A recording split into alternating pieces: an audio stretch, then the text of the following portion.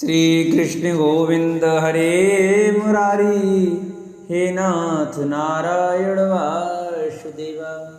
राधे राधे भक्तों, स्वागत है आप सभी का हमारे YouTube चैनल आर के भक्ति ज्ञान। प्रिय भक्तजनों, आज आप सुने कार्तिक मास की कथा अध्याय 3 और 4। आइए भक्तों, कथा प्रारंभ करते हैं। जो भी भक्त हमारे चैनल पर नए जुड़े हैं, जिन्होंने चैनल को सब्सक्राइब नहीं किया है, वो हमारे चैनल को सब्सक्राइब जरूर करें, वीडियो को लाइक करें, शेयर करें और कमेंट में ओम नमो भगवते वासुदेवाय, ओम नमः शिवाय अवश्य लिखें। आइए भक्तों, कथा प्रारंभ करते हैं। वंदे वंदन तुष्ट मानस मत प्रेम प्रियम प्रेमदम पूर्ण पूर्णगरं प्रपूर्ण निखिलेश्वर एक कवाशं शिवं सत्यं सत्यमयं त्रिसत्यविभं सत्यप्रियं सत्यदं विष्णु ब्रह्मनुतं स्वकीय कृप योत्पाताकृतं शंकरम्। वंदना करने से जिनका मन प्रसन्न हो जाता है, जिन्हें प्रेम अत्यंत प्यारा है, जो प्रेम प्रदान करने वाले, पूर्ण आनंदमय भक्तों की अभिलाषा पूर्ण करने वाले, संपूर्ण ऐश्वर्यों के एकमात्र आवास स्थान और कल्याण स्वरूप हैं। सत्य जिनका श्री विग्रह है, जो सत्यमय है, जिनका ऐश्वर्य त्रिकालाबाधित है, जो सत्य प्रिय एवं सत्य प्रदाता है। ब्रह्मा और विष्णु जिनकी स्तुति करते हैं, स्वेच्छा अनुसार शरीर धारण करने वाले उन भगवान शंकर की मैं वंदना करता हूँ।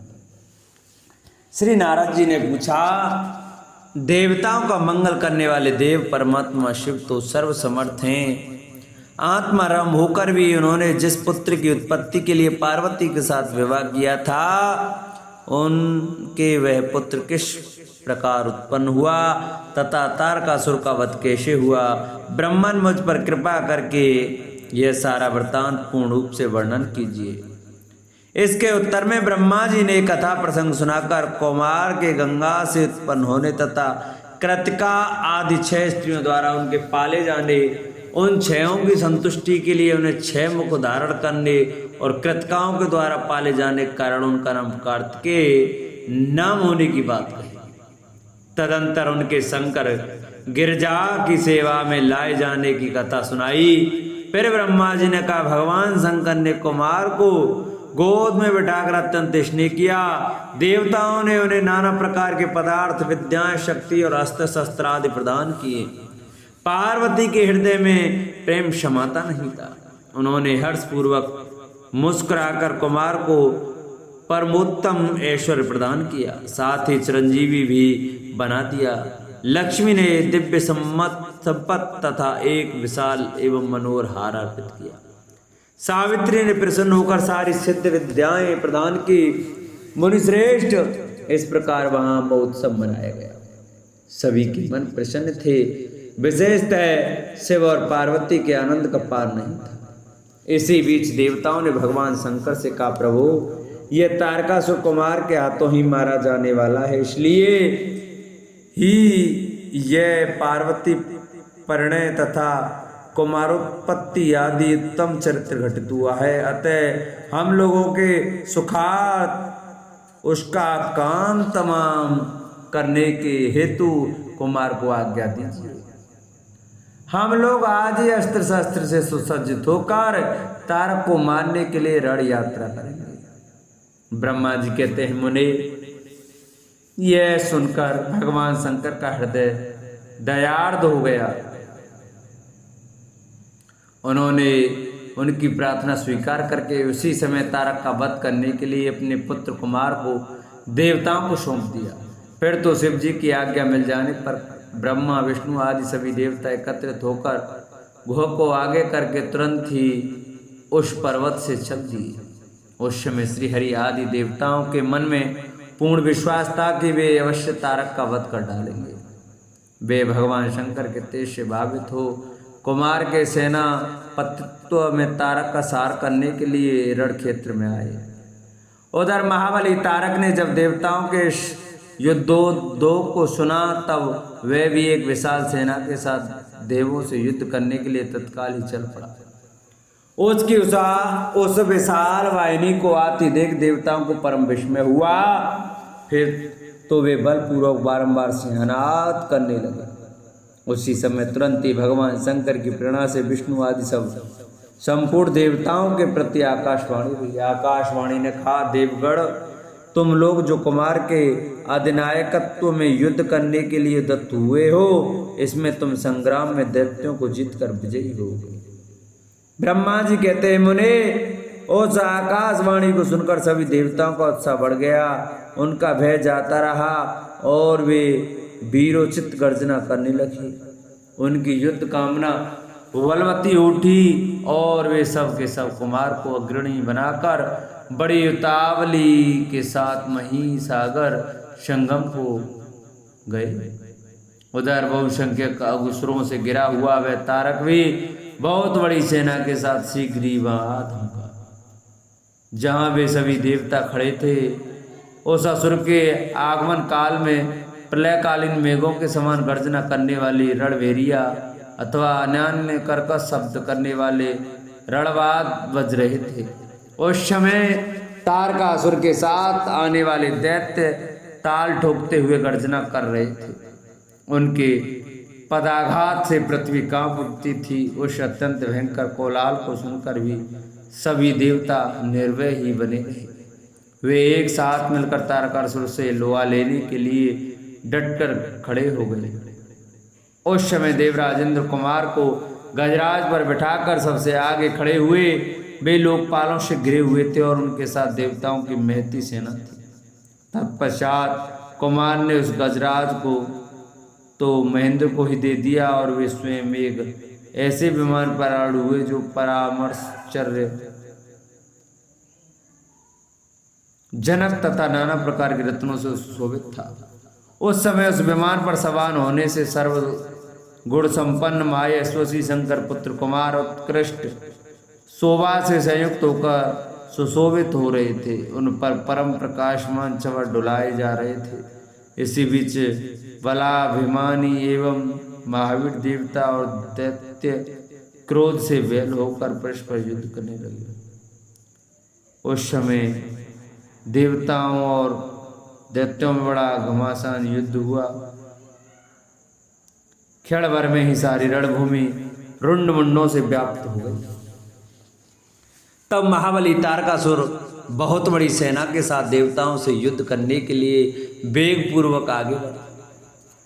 उस रण दुर्मत तारक को युद्ध की कामना से आगे बढ़ते देखकर इंद्र आदि देवता तुरंत ही आगे सामने आए।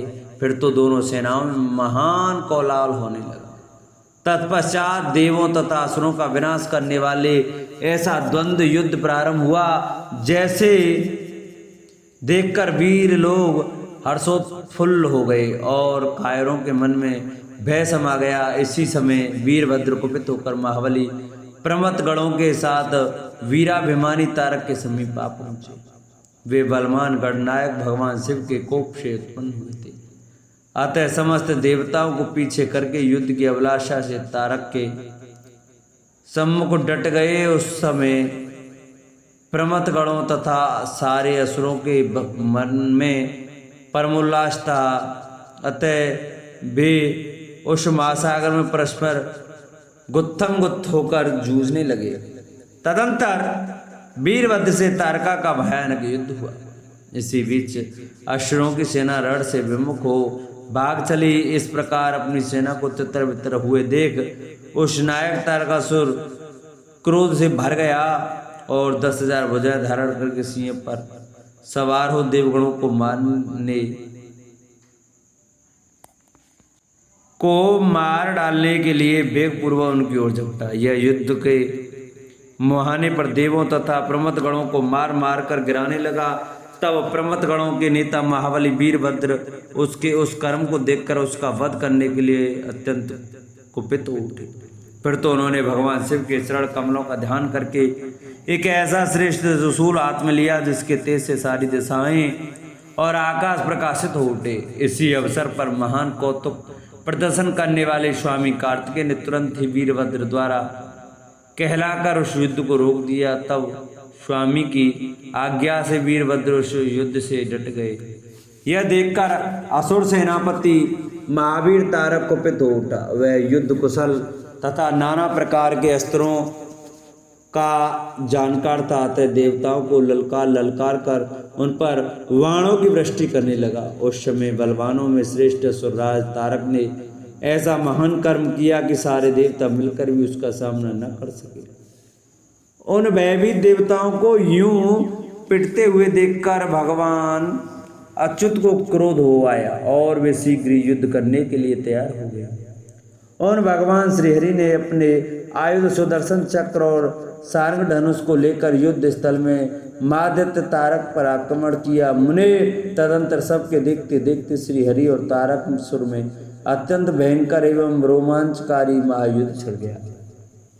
इसी बीच अच्युत ने कुपित होकर महान सिंहनाद किया और धधकती हुई ज्वाला के से प्रकाश वाले अपने चक्र को उठाया। फिर तो श्रीहरि ने उसी चक्र से दैत्यराज तारक पर प्रहार किया। उसकी चोट से अत्यंत व्यथित होकर वह असुर पृथ्वी पर गिर पड़ा, परंतु उस असुर नायक तारक अत्यंत बलवान था, अतः तुरंत ही उठकर उस दैत्यराज ने अपनी शक्ति से चक्र के टुकड़े टुकड़े कर दिए। मुने भगवान विष्णु और तारकासुर दोनों बलवान थे और दोनों में अगाध बल था, अतः युद्ध स्थल में वे परस्पर जूझने लगे। तब ब्रह्मा जी ने कहा, शंकर सुमन स्वामी कार्तिकेय, तुम तो देवादिदेव हो। पार्वती सुत विष्णु और तारकासुर का यह व्यर्थ युद्ध शोभा नहीं दे रहा, क्योंकि विष्णु के हाथों इस तारक की मृत्यु नहीं होगी। यह मुझसे वरदान पाकर अत्यंत बलवान हो गया है। यह मैं बिल्कुल सत्य बात कह रहा हूँ। पार्वती नंदन, तुम्हारे अतिरिक्त इस पापी को मारने वाला दूसरा कोई नहीं है, इसलिए माँ प्रभु तुम्हें मेरे कथानुसार ही करना चाहिए। पर तब शीघ्र ही उस दैत्य का वध करने के लिए तैयार हो जाओ, क्योंकि पार्वती पुत्र तारक का संहार करने के निमित्त ही तुम शंकर से उत्पन्न हुए। ब्रह्मा जी कहते हैं, मुने यो मेरा सुनकर शंकर नंदन कुमार कार्तिकेय ठठाकर हंस पड़े और प्रसन्नता पूर्वक बोले, तथास्तु, ऐसा ही होगा। तब महान ऐश्वर्यशाली शंकर सुमन कुमार तारकासुर के वध का निश्चय करके विमान से उतर पड़े और पैदल हो गए। जिस समय महाबली शिव पुत्र कुमार अपनी अत्यंत चमकीली शक्ति को जो लपटों से दमकती हुई एक बड़ी उल्का सी जान पड़ती थी हाथ में लेकर पैदल ही दौड़ रहे थे, उस समय उनकी अद्भुत शोभा हो रही थी। उनके मन में तनिक भी व्याकुलता नहीं थी। वे परम प्रचंड और अप्रमेय बलशाली थे। उन सन्मुख को अपनी ओर आते देखकर तारक सुरश्रेष्ठों से बोला, क्या शत्रुओं का संहार करने वाले कुमार यही हैं? मैं अकेला वीर इसके साथ युद्ध करूंगा और मैं ही समस्त वीरों, प्रमथगणों, लोकपालों तथा श्रीहरि के जिनके नायक हैं उन देवों को भी मार डालूंगा। तदंतर देवताओं को दुर्वचन कहे हुए असुर तारक भीषण युद्ध करने लगा। उस समय बड़ा विकट संग्राम। तब शत्रु वीरों का संहार करने वाले कुमार ने शिवजी के चरण कमलों का स्मरण करके तारक के वध का विचार किया। फिर तो मां तेजस्वी एवं महाबली कुमार रोषावेश में आकर गर्जना करने लगे और बहुत बड़ी सेना के साथ युद्ध के लिए डटकर खड़े हो गए।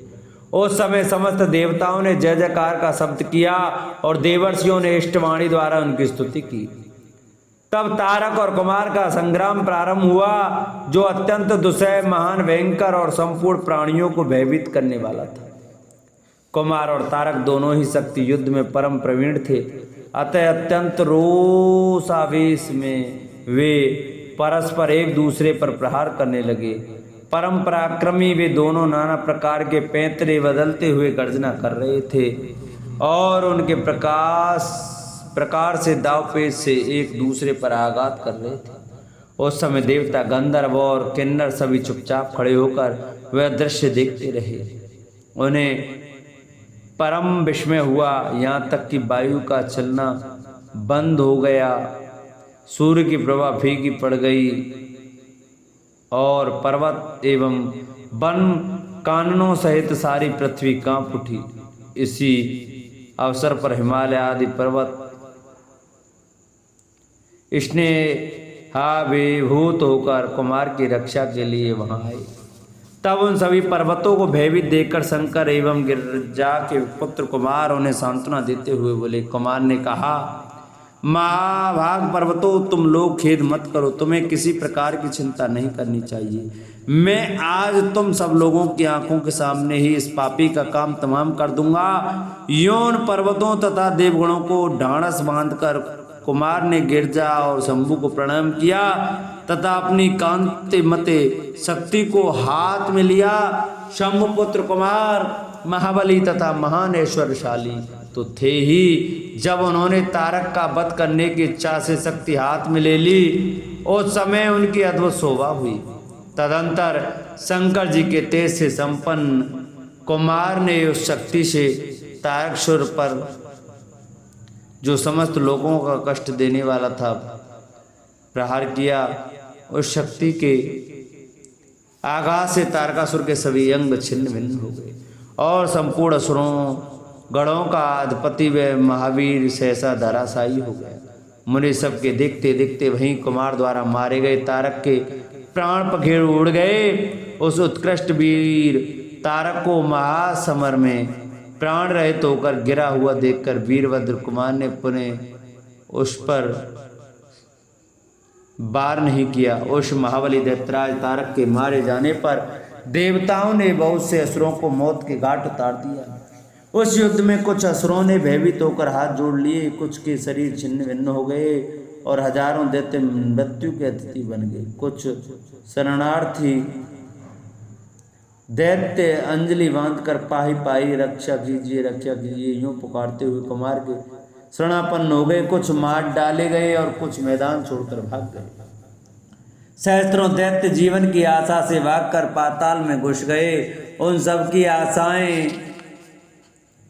भग्न हो गई थीं और मुख पर दीनता छाई हुई थी। मुनीश्वर, इस प्रकार वह सारी देवसेना विनष्ट हो गई। देवताओं के भय से कोई भी वहां ठहर न सका। उस दुरात्मा तारक के मारे जाने पर सभी लोग निष्कपट हो गए और इंद्र आदि सभी देवता आनंद मग्न हो गए। यूं कुमार को विजयी देखकर एक साथ ही संपूर्ण देवताओं तथा त्रिलोकी के समस्त प्राणियों को महान आनंद प्राप्त हुआ। उस समय भगवान शंकर भी कार्तिकेय की विजय का समाचार पाकर प्रसन्नता से भर गए और पार्वती जी के साथ गणों से गिरे हुए वहां पधारे। तब जिनके हृदय में स्नेह समाता नहीं था, वे पार्वती जी परम प्रेम पूर्वक सूर्य के समान तेजस्वी अपने पुत्र कुमार को अपनी गोद में लेकर लाड़ प्यार करने लगे। उसी अवसर पर अपने पुत्रों से घिरे हुए हिमालय ने बंधु बांधवों तथा अनुयायियों के साथ आकर शंभु, पार्वती और गोह का स्तवन किया।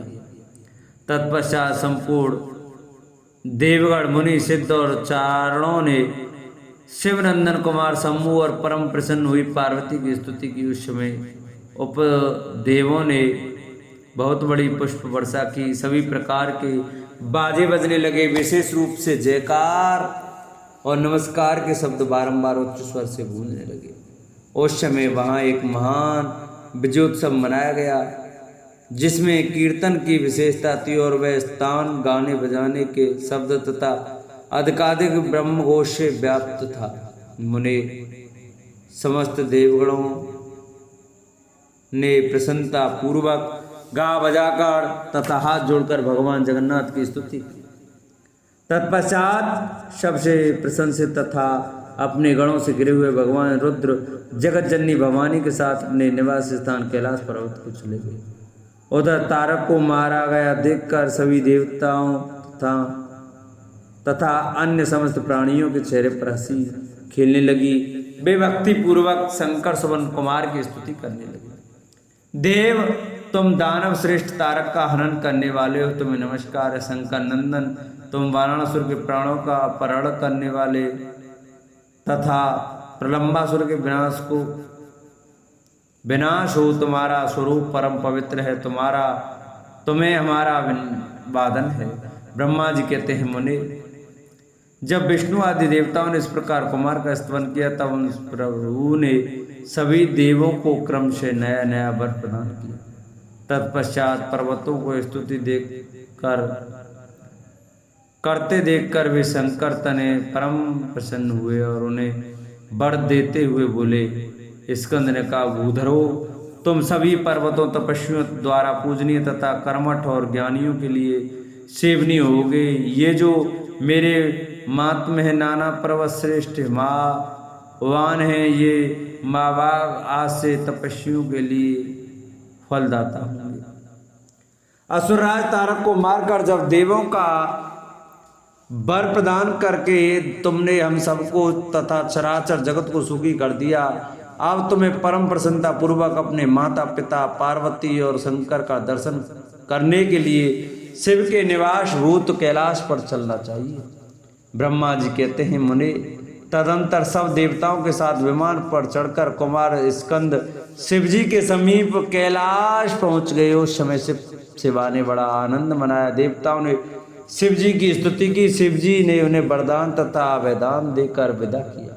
मुनि, उस अवसर पर देवताओं को परम आनंद प्राप्त हुआ। वे शिव पार्वती तथा शंकर नंदन कुमार के रमणीय यश का वखान करते हुए अपने अपने लोक को चले गए।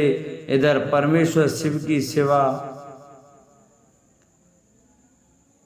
कुमार तथा गणों के साथ आनंद पूर्वक उस पर्वत पर निवास करने लगे। मुनि, इस प्रकार जो शिव भक्तों से उत्प्रोत सुखदायक एवं दिव्य है कुमार का वह सारा चरित्र मैंने तुमसे वर्णन कह दिया, और अब क्या सुनना चाहते हो? बोलो शंकर भगवान की जय। जिन भक्तजनों को हमारी ये कथा अच्छी लगी हो, वो हमारी कथा को बड़ी श्रद्धा से सुनकर हमारी वीडियो को लाइक शेयर करें और कमेंट में ओम नमो भगवते वासुदेवाय, ओम नमः शिवाय अवश्य लिखें।